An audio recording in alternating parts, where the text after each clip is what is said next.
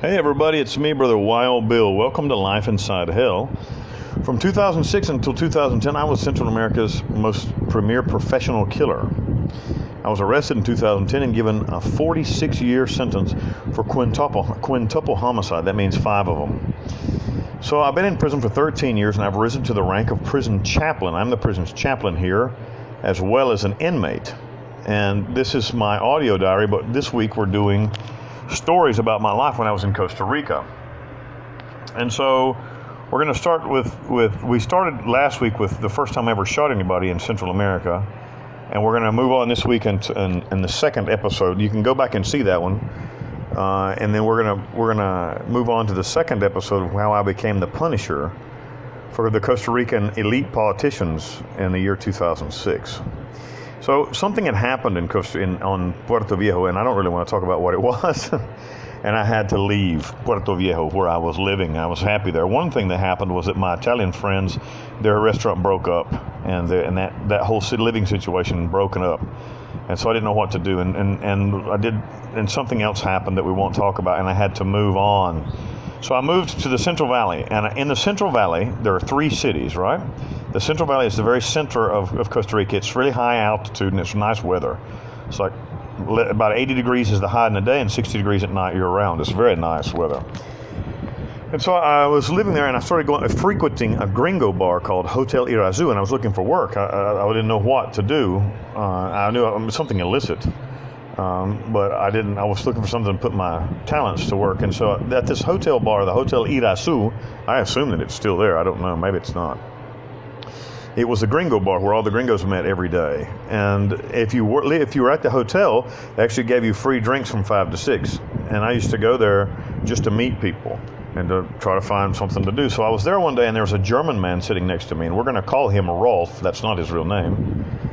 And so I talked to him, and we were having a few drinks, and he was a thin, tall man, very German, funny sense of humor, strange fellow, spoke English very well, and he asked me if I needed an escort, a hooker. And I said, no, I didn't. I was here with my girlfriend, and I don't buy pussy anyway, or rent it, I'd prefer to get it the hard way, So, but we were talking, and he asked me what I did, and I said, I'm actually looking for work, and he asked me what I do. I said, just a little bit of this and a little bit of that, and really quickly figured out that I was kind of a bad guy, and so he said, have you ever done much collection? I said, I actually did a lot of debt collection in the States, and he said, well, I got a guy that owes me $25,000, and I don't even want the money. It just pisses me off that he owes me the money because I don't need the money, but he lied to me so many times, and it's wrinkling. I'm trying to find somebody to just beat his ass, So I said, well, I'll take care of that for you, and I'll get your money too. And so he gives me the address of the guy, and it was in Escazú, which is like the Beverly Hills of Costa Rica. So I took a baseball bat, bought one of them little bitty aluminum little league bats, real small thing you can and I put on a long sleeve, and it's kind of cool there, and Escazú is way up in the mountains, so it's kind of cool. So I put on a big coat and just slid it up the sleeve of the coat. Went to see the guy, and after about 20 minutes with me, the guy coughed up the money in cash, and I brought it back to Rolf. And Rolf, this was like within 24 hours the next day. I called Rolf and I said, I got your money. He's like, I don't fucking believe you. I'm like, I got your money. You want it or what? So I went and I gave him the money, and I thought maybe he'd give me $3,000 or $4,000 of it, So he gives me half of it, like 12 and a half grand of it. I'm like, shit, man. Really? And he's like, yeah, I didn't even need the money. Like Rolf got $2,000 a night for his girls. And it was $1,000 for him and $1,000 for the girls, and he's got like 12 of them, and these are really specialized women, not just run-of-the-mill hookers. These are like hookers that are like from Europe, Asia. I mean, girls, not Costa Rican girls. Maybe he had a Costa Rican girl or two. I don't know, and I never met many of the girls, but I mean, these are like super beautiful women that are high end. They have come to Costa Rica to do this for him. He recruits them, and so anyway. So you can imagine he's making quite a bit of money every week, and with those girls, and so he didn't need the cash, but it was just a principle of the thing for him. So he asked me, he says, "Do you want to come and go?" I'm a member of the club. I said, "What club?" And he's like, the Real Coyote Country Club. I'm like, I don't even know what that is. He's like, you don't know what that is? I'm like, I've only been in the country like 6 months, man, and I've only been in the Central Valley for like 2 weeks. He's like, well, you got to come to the club, but you can't come in the clothes that you got. Do you have good clothes? I'm like, no. And so he says, come back here tomorrow night. So I went back to his place, and they fitted me for a suit, and he gave me this really nice tailored suit. And he says, you got to come on Thursday night. Thursday night's the big night. So I said, okay. So I went, and I was like, didn't know what to do. So I went to this meeting. I'm driving an old clunky car, and pulling up in their old Mercedes and shit. And they checked my license like 4 times to make sure I was on the list, But I'm dressed to kill, I'm driving a piece of shit car, and I go into this thing, and it's like super snooty. I mean, like incredible, like some shit out of a movie. And I walk in, and they check my name on the list, and so I walk inside, and I'm kind of looking around, and everybody's kind of looking at me like, and I'm obviously an American. Just looking at me, I'm obviously an American, which is a thing in my favor, because being a friend of an American is posh in Costa Rica. It's posh to have an American friend. So everybody kind of want to talk to me, and I'm like, I'm looking for Rolf, and that's not his name, but that's what I said, and I gave his real name. And so he comes, he's like, hey, Bill, come here, somebody wants you to meet. So he takes me over to meet this judge. The judge is a short little fat guy, maybe 50 years old. And he tells me this sob story about how his daughter's dating a Colombian drug lord, and he doesn't want that. He doesn't want the Colombian drug lord to be in his family. He's an upstanding politician, and would I do something about it? And I said, yeah, I'll see what I can do about it. And I say drug lord. That's a stretch. He's a drug trafficker. I mean, a drug lord is a man who has $100 million, and so this is a drug trafficker. So, I mean, the guy has several $1 million, but not to that level of being like a drug lord with his own cartel. Anyway, so I went to see, again, with me and my baseball bat, and this time I tucked the 38 behind I don't know what I'm facing, so I tucked the 38 in behind my pants and headed on over to see this fella. And so, again, 20 minutes with me, he calls the girl. I broke one of his legs. He calls the girl and says that he's seeing somebody else, and he calls it off.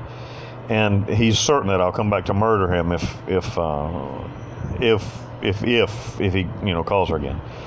So next Thursday night, I go back to the meeting to see what the judge has to say, and I didn't even walk. I was a little bit late, and I walked in, and it was like you could see the crowd part, and this little fat man comes running from one side of the room to the other, and he jumps up and he gives me a hug and he kisses me on both cheeks, and he tells me, this is the man who saved my family, And so I'm like, so you're pleased, your honor, you're pleased, su honor. This is in Spanish, your honor, su honor, you're pleased. And he says, yes, I'm very pleased. You have saved my family. And so he said, I have something for you. And he reaches into his pocket and he pulls out a little envelope. And I thought it was an envelope of $20 bills, and I thought maybe it's $3,000 or $4,000. And I opened the thing, and I thumbed my thumb across it, and it was $100 bills. And he gave me $45,000 US. I was like, holy shit. And so he introduces me around as the man who solves problems. And so, being an American, I can't be part of the country club. So you have to be a Costa Rican citizen. But what they did is they gave me like some sort of a status where I could come and go, however I wanted to. So it was really nice, and I did that, and I started working for these guys, and that's what I became. I became their punisher. I did all kinds of shit for all kinds of people. And what ended up happening, the reason I had to leave, is because one night some young men had accidentally killed a hooker. And not on purpose, but in like sexual place, they murdered a hooker on accident. Murder is not the right word. So they called their dad, and their dad called me, and I went to see what to do about it. And I told them what we were going to have to do to the body to make it go away, and they were unwilling. That was disgusting to them, and they were unwilling to do it, and I wasn't going to do it for them, no matter what. I wasn't going to do it for them because it wasn't I didn't kill nobody, and I wasn't going to do it for them. And I told them what to do. I was going to direct them to what to do, and they didn't want to. And they said that, and they told me what they were going to do with the body, and I said that's just stupid as shit, and you shouldn't do that because it's going to be found immediately. And they said, no, that's what we're going to do. And I said, well, I'm leaving. I don't want any part of this, and I left. And that was all. That was all I ever had to do with that situation. So I don't know if the girl was a hooker or not, but she was a young woman. So what happened was the body 3 weeks later was found, and the boys are all so stupid they all ratted on each other, and my name came up in the investigation. The problem was that I was a fugitive from the United States. They didn't have anything on me. There's no way that anybody could have put me away for that crime because I didn't do anything. But I was a fugitive from the United States. There's no way I could hold up under investigation. So that ended 8 months. I was in Central Valley for 8 months in 2006, and that ended the happiest and most wonderful time of my life. I was living in a townhouse on the 17th green, front of the 17th green, and I just living the high life. I wake up in the morning, take a little jog through the neighborhood. I was still in fairly good shape back in those days. And I am in good shape again now, but I got fat in the last 2 years I was free. But before, this was 2006, and I was in pretty good shape, and I'd go running every morning, and go to the country club, having quite wild and insane orgies with beautiful women. It was just a really good life during that time period. And it all came to end because the boys killed some girl and didn't know what to do with her body. If you like these stories, this is number 2. Number 3's coming up. It's already out. It's already out right now. You can listen to it right now. If you like these stories, feel free to like and subscribe and comment, please. Share them with somebody else if you like them. If you want to contact me directly, my social media links, Facebook and Instagram, are on the description box. Pull it down. Also, there's a link there for my Wikipedia link, and you can find out more about me there. There's also a link to my book, Long Live the King of Wild Bill. Go pick that up on Amazon. Thanks, guys, for listening. Number 3's coming up.